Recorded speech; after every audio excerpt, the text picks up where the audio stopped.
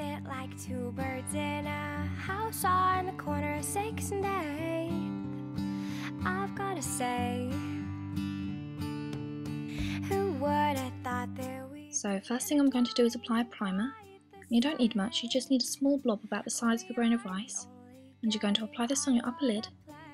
Blend it really carefully, making sure not to drag the skin, and we're also going to work it a little bit onto the lower outer corner.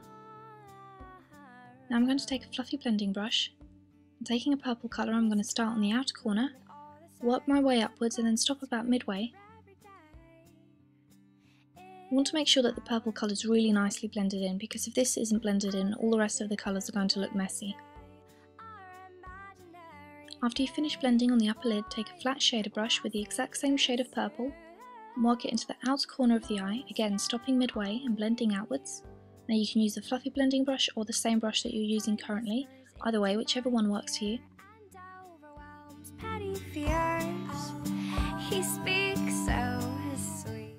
Line the waterline with a blue eyeliner.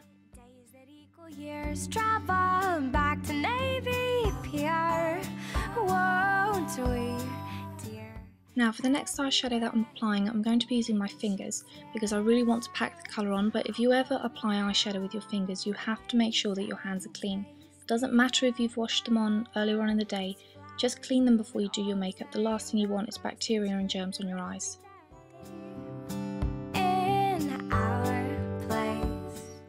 Once you've applied the bluey green all over the lid, you can use a brush to blend it out at this point if you prefer, but I'm going to carry on using my fingers. And I'm not going to cover the inner corner of the eye, we're going to leave that for the green.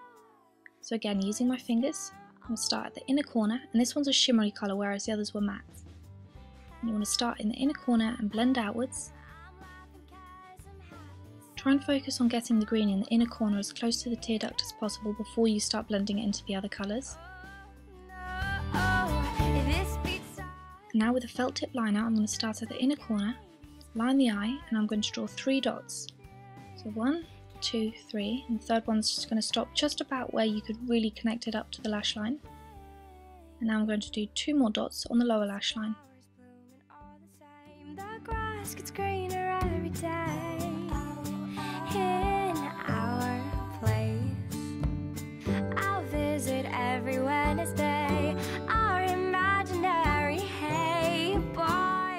Starting at the top dot, you're just going to draw down with a slight curve and connect it all the way into the lash line.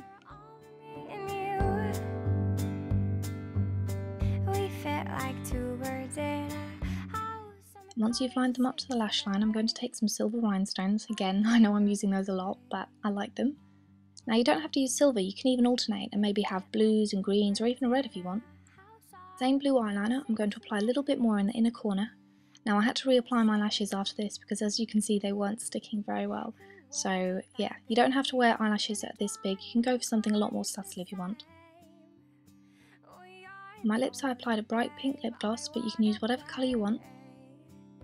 Today and tomorrow.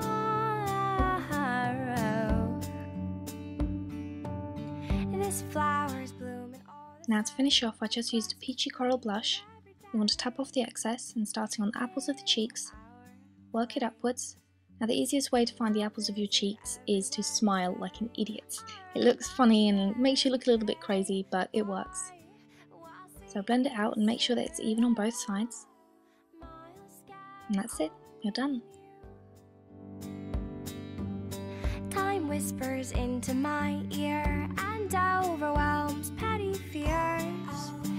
He speaks so sweet, he says, you'll get days that equal years. Travel back to Navy Pier, won't we, dear, everywhere.